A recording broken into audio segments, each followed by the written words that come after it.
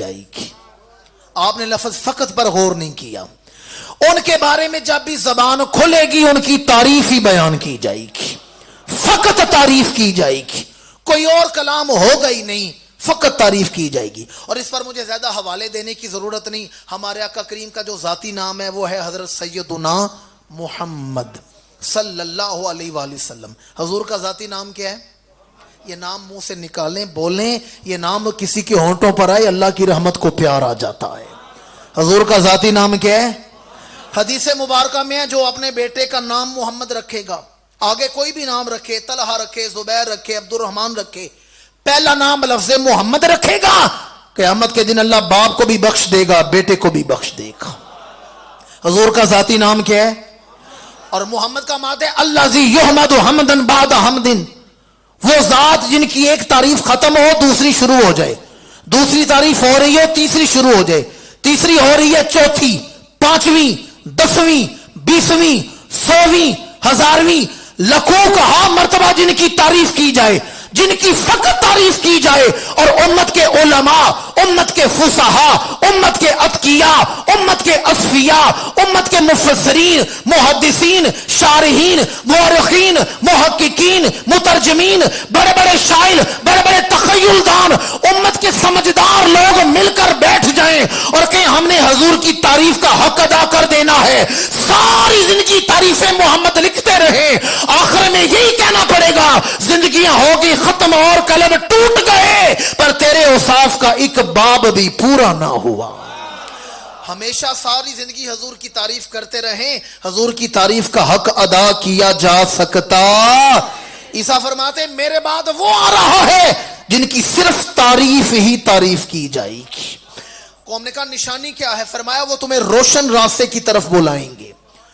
اور اگلا جو جملہ ہے وہ پورا ایک مضمون ہے, میں اس سے چھیڑنا نہیں چاہتا, وہ صرف وہ جملہ سن لیں پھر میں اگلی نعت شروع کرنے لگا ہوں.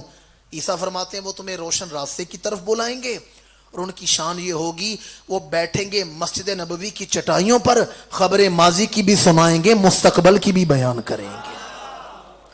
تیسری نعت یہ بھی انجیل سے ہے. کون سی کتاب ہے؟ انجیل. انجیل برناباس. انجیل کی 4 قسمیں ہیں, انجیل لوکا ہے, متا ہے, یوحنا ہے, برناباس ہے. انہیں ملا کر اناجیل کہا جاتا ہے. میں جو نعت سنانے لگوں وہ انجیل برناباس سے سنانے لگوں. عیسیٰ علیہ السلام کے چند ایک امتی ایک جگہ بیٹھے ہوئے تھے اور آپس میں سوال کرتے ہیں, لگتا ہے جس نبی کے صدقے جناب آدم کی توبہ قبول ہوئی تھی وہ ہمارے نبی عیسیٰ روح اللہ ہیں. دوسرا کہتا ہے مجھے لگتا ہے جس نبی کے صدقے جناب نوح کی کشتی کنارے لگی تھی وہ ہمارے نبی عیسیٰ روح اللہ ہیں. تیسرا کہتا ہے مجھے لگتا ہے جس نبی کے صدقے جناب ابراہیم پر آگ گلزار بنی تھی وہ ہمارے نبی عیسیٰ روح اللہ ہیں. اتنے میں یوحنا آ گیا. یاد رہے میں آپ کو قرآن یا حدیث سے حضور کی نعت نہیں سنا رہا, انجیل سے حضور کی نعت سنانے لگا ہوں. یوحنا نے آ کر کہا, ان کے سوال سنے, یوحنا نے کہا آپس میں بحث کرنے کی کیا ضرورت ہے, عیسیٰ ہمارے درمیان موجود ہیں, ہمارے نبی موجود ہیں, چلو چل کے جناب عیسیٰ سے پوچھ لیتے ہیں. وہ سارے مل کر جناب عیسیٰ کے پاس آگے. پوچھا پیارے عیسیٰ آپ ہی وہ رسول ہیں جن کے صدقے جناب آدم کی توبہ قبول ہوئی تھی؟ کہ آپ ہی وہ رسول ہیں جن کے صدقے حضرت نوح کی کشتی کنارے لگی تھی؟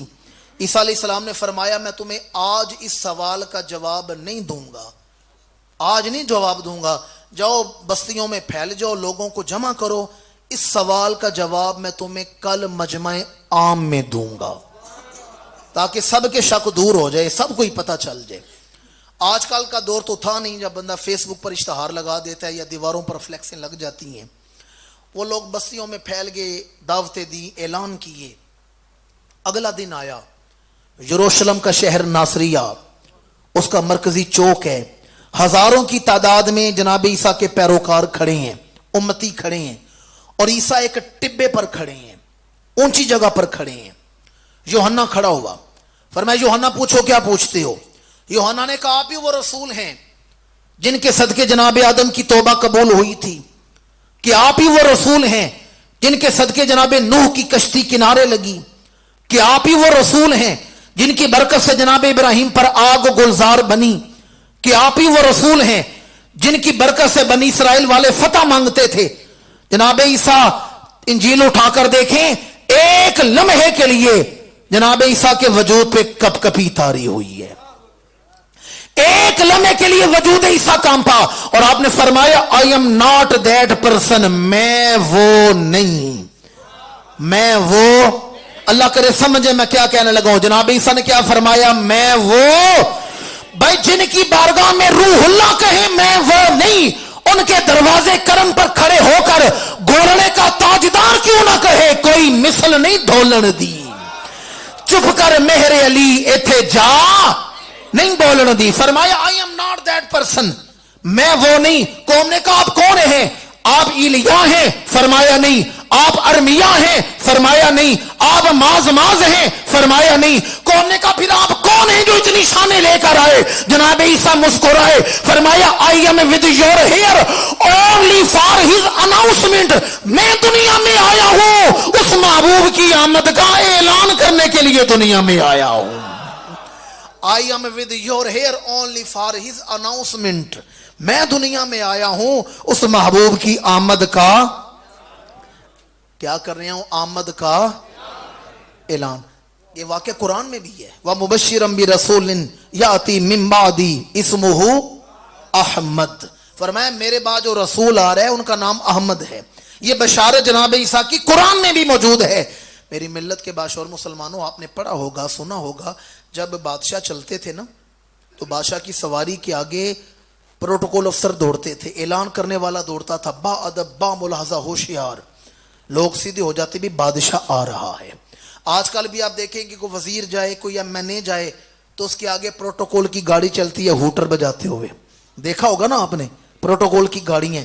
اچھا اب میری محنت توڑ چڑھ جائے گی اگر آپ نوجوان میری بات پر غور کر لیں.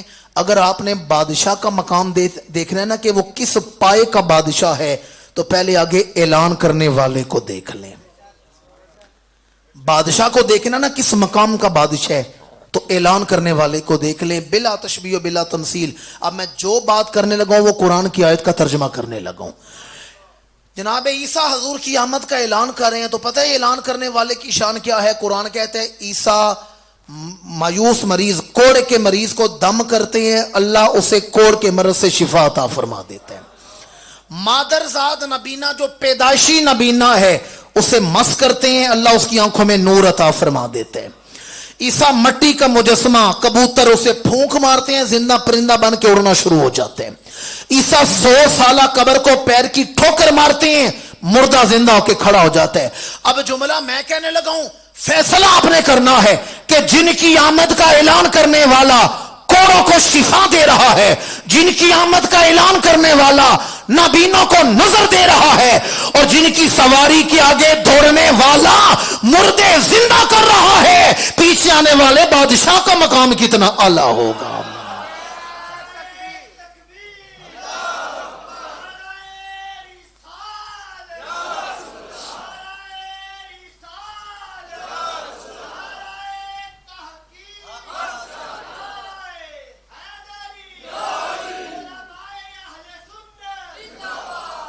انجیل برناباس باب 97 ہے. جناب عیسیٰ علیہ السلام نے جب حضور کی یہ شانیں بیان کی نا تو قوم نے ایک سوال پوچھا, پیارے عیسیٰ ہم نے تو آپ کی شانیں دیکھی ہیں, آپ کہہ رہے ہیں میرے بعد بڑی شانوں والا آ رہا ہے, اب یہ بھی بتا دیں آپ کے مقام میں اور آنے والے کے مقام میں فرق کیا ہے.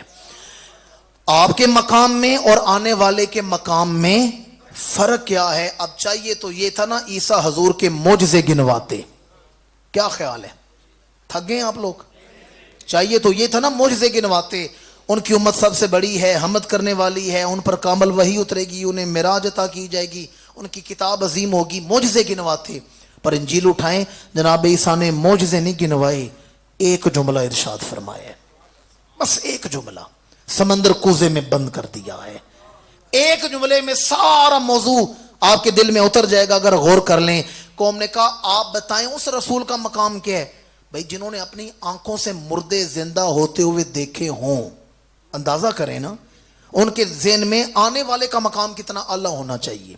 جنہوں نے اپنی آنکھوں سے نابینوں کو نظر ملتے دیکھی ہو, کوڑ کے مریضوں کو شفا اور مٹی کے کبوتر کو پھونک مارے زندہ پرندہ بن کے اڑتا ہوا دیکھا ہو, اسے جناب عیسیٰ نے اس قوم کو حضور کا تعارف کروانا ہے تو معجزے نہیں گنوائے, ایک جملہ ارشاد فرمایا ہے. پتہ وہ جملہ کیا تھا؟ پر میں بس اتنا ہی سمجھ لو, میں اتنی شانوں والا نبی جب اس رسول کے سامنے جاؤں گا اپنے آپ کو ان کے نالین کے تسمے باندھنے کے بھی قابل نہیں سمجھوں گا. آپ سمجھے نہیں میں کیا کہہ رہا ہوں؟ بھائی قوم نے تو مردے زندہ ہوتے ہوئے دیکھے ہیں, نابینوں کو نظر ملتے دیکھی ہے, کوڑوں کو ٹھیک ہوتے دیکھا ہے, ان کے ذہن میں تصور تھا عیسیٰ بڑی شان والے ہیں.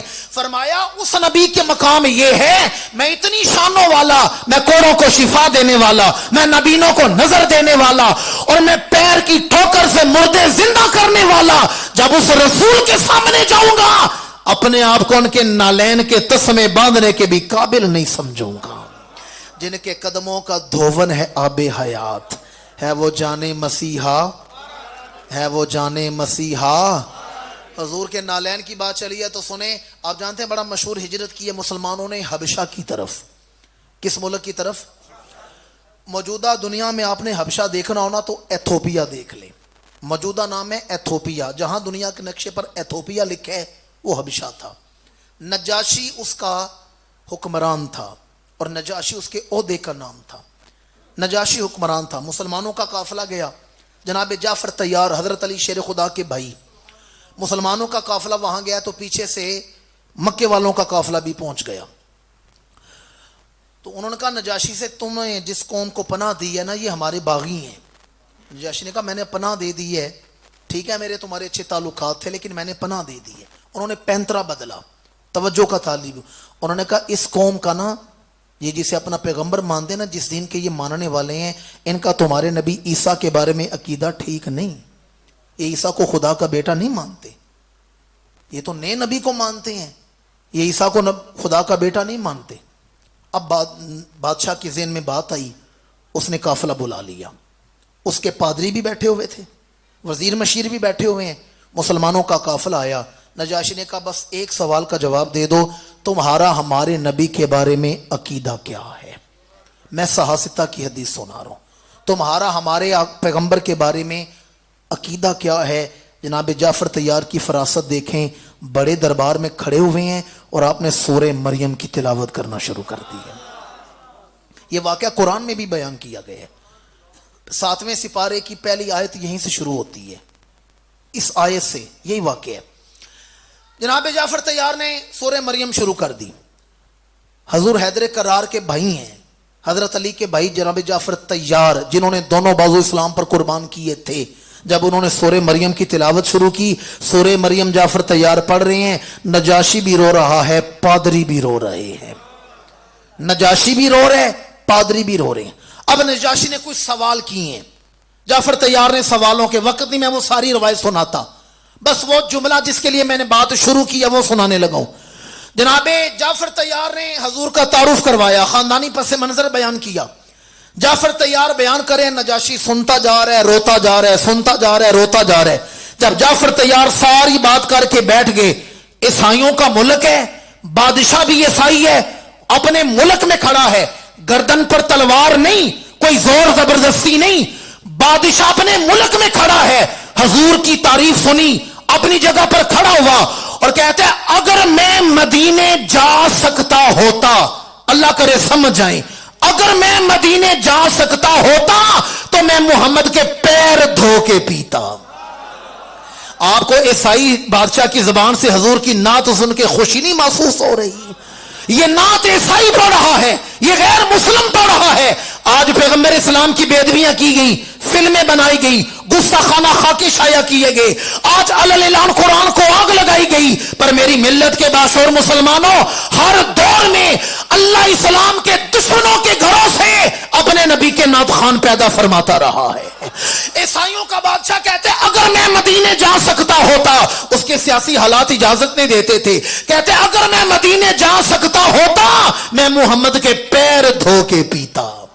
اور اگلا جملہ سننے والا ہے, کہتا ہے میں ان کے پیر اس لیے دھو کے نہ پیتا کہ مجھے دنیا کا کوئی عہدہ مل جاتا, میں اس لیے پیر دھو کے پیتا کہ وہ اس قابل ہیں ان کے پیر دھو کے پیے جائیں, وہ اس قابل ہیں. بعد میں نجاشی نے اسلام قبول کیا تھا. امام الانبیاء نے نجاشی کی موت کی خبر سن کے مدینہ میں جنازہ بھی پڑھائی تھی, جنازہ. اور حاضر کے سگے میں پڑھائی تھی اور نہیں دیکھ رہے تھے, میت حضور کے سامنے تھی. امام الانبیاء نے نماز جنازہ پڑھائی تھی. میری ملت کے باشعور مسلمانوں, حضور کے نالین کی عظمت سنیں.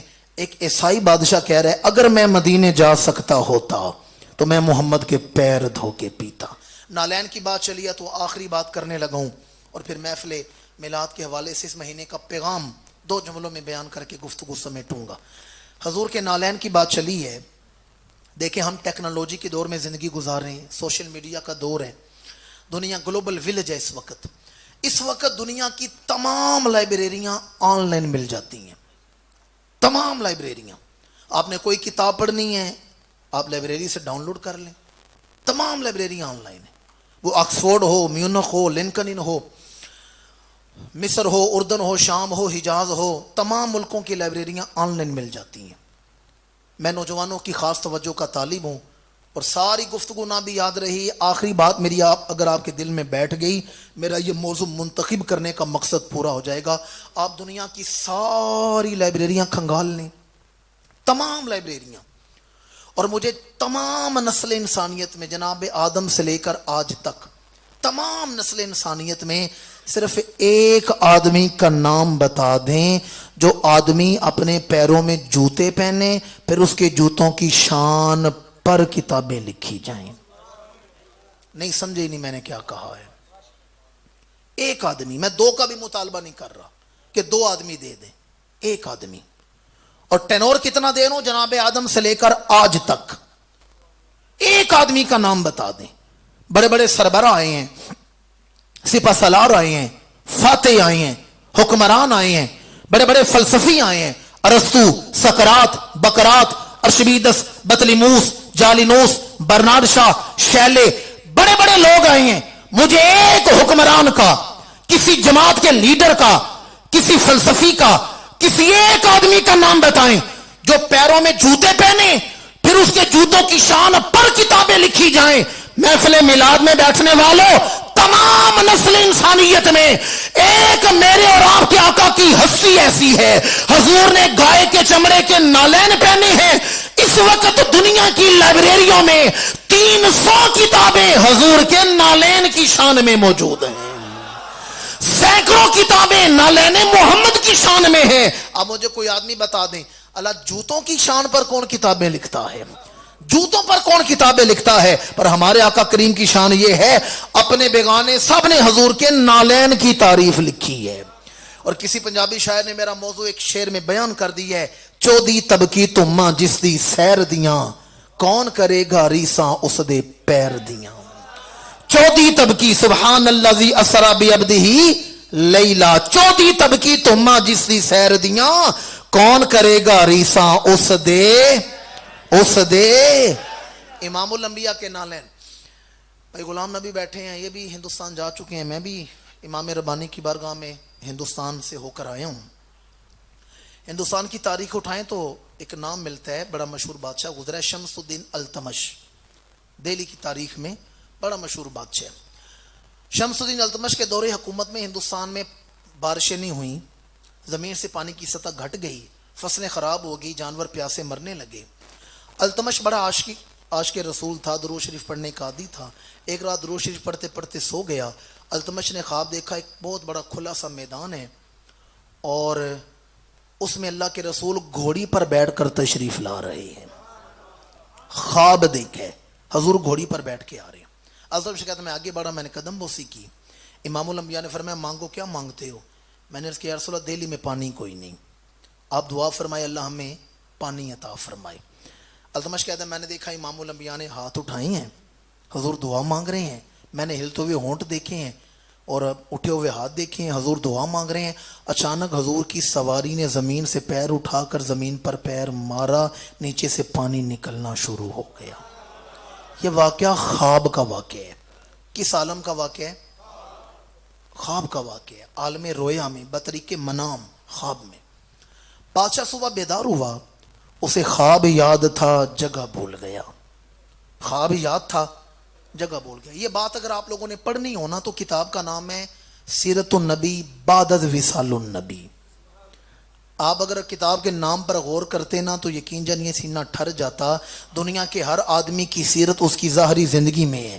جب وہ قبر میں جاتا ہے سیرت ختم ہو جاتی ہے. ہمارے آقا کریم کی سیرت کا فیض اب تک جاری و ساری ہے. بھائی کتاب کا نام دیکھیں سیرت النبی بعد از وصال النبی, اس میں یہ واقعہ لکھا گیا ہے.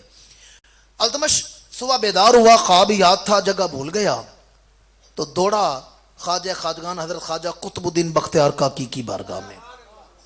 وہاں حاضر ہوا, سارا خواب بیان کیا. خواجہ صاحب سنتے رہے. بادشاہ پاس بیٹھا رو رہے.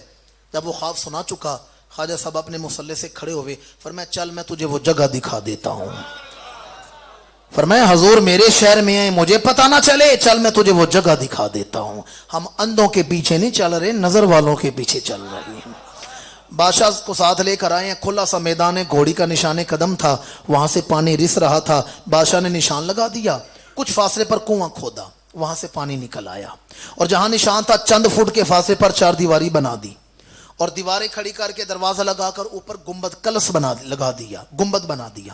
اب بھی وہاں جا کر دیکھیں تو آپ کو دور سے یہی لگے گا جیسے کسی کا مزار ہے, کسی اللہ والے کی قبر ہے, کوئی دربار ہے. پر جب اندر داخل ہوں گے آپ کو قبر نظر نہیں آئے گی, ایک گھوڑی کا نشان قدم ہے جس سے پانی رس رہا تھا. اب مجھے ایمان سے بتائیں سواری کی یہ شان ہے تو سوار کے قدموں کی شان کا عالم کیا ہوگا. 14 تب کی تماں جس دی سیر دیاں, کون کرے گا ریساں اس دے پیر دیاں. میں اگر نالین کی بات ہی کروں گا تو سارا مضمون اسی میں گزر جائے گا. میں نے جو موضوع شروع کیا ورفعنا لک ذکرک, ہر دور محمد کی دہائی دیتا ہوا نظر آئے گا صلی اللہ علیہ وآلہ وسلم. میلاد شریف کا ایک دو آداب اور ایک پیغام بیان کر کے میں گفتگو سمیٹوں گا. میں گزارش کروں گا از حد کوشش کریں کہ ہر امتی 12 ربیع الاول کی صبح ایک قرآن مجید پڑھ کے حضور کی بارگاہ میں پیش کرے. میں نے بڑا غور کیا ہے, شاید کوئی بھولے سے انشاءاللہ کہہ دے, پر سب نے سبحان اللہ کہا, انشاءاللہ کوئی نہیں کہا. کہہ دے انشاءاللہ, یہ زبان اور دل کا زیادہ فاصلہ کوئی نہیں, زبان سے انشاءاللہ کہہ دے, اللہ دل کو توفیق عمل بھی عطا فرمائے گا. چلیں پورا قرآن نہ صحیح 12 سپارے تو پڑھ کے پیش کر ہی سکتے ہیں. اور دوسرا کوشش کریں ابھی سے نا درود شریف پڑھنا شمار کرنا شروع کر دیں. 12ویں صبح وہ درود و سلام حضور کی بارگاہ میں پیش کر دیں. یہ آپ کے شہر گجرات میں ایک علاقہ ہے گلاں والا, وہاں باولی شریف ہمارے آستانہ عالیہ سے لوگ محبت کرنے والی مریدین حضرات رہتے ہیں. وہ جو میلاد مناتے ہیں نا, میں نے اپنی 19 سالہ تبلیغی زندگی میں کسی موقع پر اس کیفیات کے ساتھ کسی کو میلاد مناتے ہوئے نہیں دیکھا.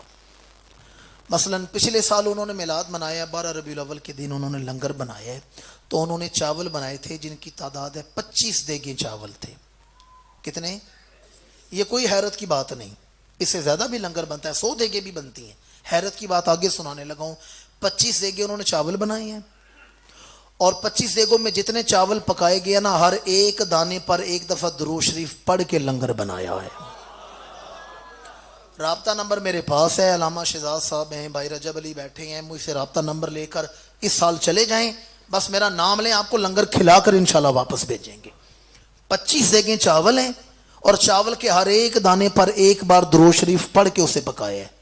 میں نے پوچھا بھائی آپ یہ کس طرح کر لیتے ہیں؟ انہوں نے کہا جی ہماری جتنی مسجدیں ہیں نا, ہر نماز عشاء کے بعد ہر مسجد میں درود و سلام پڑھا جاتا ہے, پھر ہفتہ وارانہ, پھر ماہانہ محفلیں ہیں, پھر گھروں میں بہنیں بیٹیاں بچیاں پڑھتی ہیں, روزانہ ہفتہ وارانہ محفلیں ہیں, ماہانہ محفلیں ہیں, اور یہ سارا درود و سلام گھر کے مرد ہمیں آ کے لکھواتے ہیں. ہم نے ایک درود بینک بنایا ہوا ہے, پورا سال درود لوگ پڑھ کے ہمیں دیتے ہیں. یکم ربیع الاول ہم درود دیکھتے ہیں کتنا درود ہو گیا, وہ کروڑوں میں درود ہو جاتے ہیں. ہم چاول لے آتے ہیں اور گھروں میں کچے چاول تقسیم کر دیتے ہیں, وہ گنتے رہتے ہیں, چاول کے دانے بیبیاں گنتی ہیں. جب درود شریف اور چاول کے دانوں کی تعداد مکمل ہوتی ہے نا, مل جاتی ہے, ہم لنگر بنا دیتے ہیں. میں نہیں کہہ رہا کہ آپ یہ سیویا والے یہی کچھ کریں, اس انداز سے کریں, میں کہہ رہا ہوں اور کچھ نہیں کر سکتے تو کم از کم روزانہ کی تعداد میں کچھ نہ کچھ تو درود پڑھ ہی سکتے ہیں نا. کہہ دینا انشاءاللہ. وہ 12ویں صبح, اور میں بڑی ذمہ داری سے بیان کرنے لگا ہوں, مجرب وظیفہ ہے, اس پر مشاہدے ہیں. جو آدمی کہتا نا 12 مہینے میں دعائیں مانگتا رہا ہوں پورے سال میں میری کوئی دعا قبول نہیں ہوئی، وہ 12ویں صبح درود و سلام پڑھ کے حضور کی بارگاہ میں استغاثہ پیش کرے، جو دعا اللہ سے مانگے گا وہ دعا قبول ہو جائے گی۔ بالخصوص بے اولاد حضرات جنہیں کہ یہاں اولاد نہیں، میاں بیوی کو چاہیے اٹھیں، 12ویں صبح 19 تاریخ کو آ رہی ہے پاکستان میں 12 ربیع الاول، باوضو ہو کر درود و سلام پڑھ کے نیت کریں اللہ نے مجھے اولاد دی تو میں حضور کے والدین کا ختم شریف دلاؤں گا، یہ نیت کریں، سیدہ حلیمہ کا ختم دلائیں گے، اور اگر بیٹا ہوا تو اس کا کوئی بھی نام رکھیں گے، پہلا نام لفظ محمد ہوگا، انشاءاللہ اللہ کرم فرمائے گا۔ اور جو خاص بات ہے وہ بڑی ضروری ہے، وہ میں جہاں بھی جا رہا ہوں وہ پیغام میں دے رہا ہوں، یہ بڑی ضروری بات ہے کہ آپ میلاد شریف منائیں، جتنا ہو سکتا ہے منائیں، گھر سے بھی سجائیں، گھر بھی سجائیں، جھنڈیاں بھی لگائیں، لیکن خدا را اس انداز سے میلاد نہ منائیں۔ اور اس پر میں ہاتھ جوڑ کے گزارش کروں گا، یہ میرے جوڑے ہوئے ہاتھ دیکھیں، اس طرح میلاد نہ منائیں کہ آپ میلاد منا کر گھر چلے جائیں اور پورا سال حضور کے میلاد پر اعتراض ہوتا رہے، سارا سال لوگ میلاد رسول پر اعتراض کرتے رہے۔ برا نہ مانیے گا، بات میں سخت کرنے لگا ہوں، یہ آپ لوگ صرف 10 دن کے عاشق ہیں، 12 دن کے عاشق ہیں، 12 دن آپ نے لائٹنگ لگانی ہے، جھنڈیاں لگانی ہیں، 13ویں رات آپ نے سب کچھ سمیٹ کے نا اندر رکھ دینے اور بھول جانے ہم نے کسی نبی کا میلاد بھی منایا تھا۔ آپ نے تو 12 دن خوشی کرنی ہے اور ہم نے 11 مہینے 20 دن لوگوں کو جواب دینے ہیں۔ کام آپ نے کرنا ہے، میوزک والی نعتیں لگانی ہیں، بھنگڑے ڈالنے ہیں، بعض جگہ میں نے دیکھا فائرنگ کی جاتی ہے، آتش بازی کی جاتی ہے، کام آپ نے کرنا ہے، جواب ہم نے دینا ہے۔ آپ نے 10-12 دن ہی خوشی منانی ہے، پھر بھول جانا ہے، پھر جب شادی بیاہ کے موقع پر وہ گلے میں پیلے پٹکے ڈال کے آپ نے بھنگڑے ڈالنے ہیں نا، آپ نے بھول جانا ہے ہم نے کسی نبی کا میلاد بھی منایا تھا۔ جب ماں باپ کے سامنے بے ادبی سے بولیں گے نا، بھول جائیں گے کسی محبوب کا میلاد بھی منایا تھا۔ جب کسی بہن بیٹی کا حق مارنے لگیں گے نا، بھول جانا ہے کسی کا، جب ملاوٹ کریں گے نا بھول جائیں گے ہم نے کسی کا میلاد بھی منایا تھا۔ خدا را یہ میرے بندے ہوئے ہاتھ دیکھیں، آپ کا کیا جانا ہے، آپ نے 10 دن خوشی منانی ہے اور آپ نے چلے جانا ہے، 11 مہینے 12 مہینے ہم ان لوگوں نے، علماء نے، ہم نے جواب دینے ہیں، ہم لوگوں نے لوگوں کی گالیاں بھی سننی ہیں، فیس بک اور پوسٹیں لگ جائیں گی، میں نے دیکھی ہیں کئی ویڈیو، آپ بھی دیکھیں گے، آنا شروع ہو جائیں گی، 1-2 دن ٹھہر جائیں آپ لوگ پورے وجود پر نا وہ چائنا کی بتیاں باندھ کے نا جل رہی ہیں بتیاں، بھنگڑے ڈال رہے ہیں میوزک پر اور میلاد کا حوالہ دیا جا رہا ہے۔ اب مجھے بتائیں عمل تو کسی ایک آدمی نے کی ہے، اعتراض حضور کے میلاد پہ ہو رہا ہے یا نہیں ہو رہا؟ تو یہ ہمارے بندے ہوئے ہاتھ دیکھے، خدا را اگر ہمارے راستے آسان نہیں نہ کر سکتے تو پھر مشکل بھی نہ کریں۔ اگر آپ ہمارا ساتھ نہیں نہ دے سکتے دین کے کسی کام میں، مجھے کسی نے یہ بات نہیں کہی، واللہ باللہ تاللہ کس نے یہ بات نہیں کی، یہ میں جہاں بھی جا رہا ہوں پیغام دے رہا ہوں، اگر آپ لوگ ہمارا ساتھ نہیں دے سکتے تو ہمارے راستے مشکل تو نہ کریں۔ آپ لوگوں نے تو میلاد منا کے گھر چلے جانا ہے، سارا سال لوگوں نے ہمیں لان تان کرنا ہے، اور آپ کی وجہ سے میلاد رسول پر کتنے لوگ ہیں جو یہ چیز دیکھیں گے میلاد سے متنفر ہو جائیں گے۔ اس لیے خدا را ایسا کام نہ کریں۔ دوسرے لوگوں کو نا مواد مل جاتا ہے، انہیں کنٹینٹ مل جاتا ہے، وہ آپ کی پوسٹ لگائیں گے، اوپر اپنی تقریر کا کلپ لگا کر فیس بک پہ چڑھا دیں گے، انہیں تو ڈالر ملنے ہیں، جتنے لوگ ویڈیو دیکھیں گے۔ بیڑا غرق تو اہل سنت کا ہو رہا ہے۔ خدا را میں گزارش کروں گا میلاد منائیں، جتنا ہو سکتا ہے میلاد منائیں، لیکن شریعت کے دائرے میں رہ کر میلاد منائیں، جس شریعت کے دائرے کے ہم پابند ہیں اس میں رہ کر میلاد منائیں۔ اللہ کریم ہمیں شرعی آداب کے ساتھ میلاد منانے کی توفیق عطا فرمائے، اس مسجد کو خدمت اسلام کا مرکز بنائے۔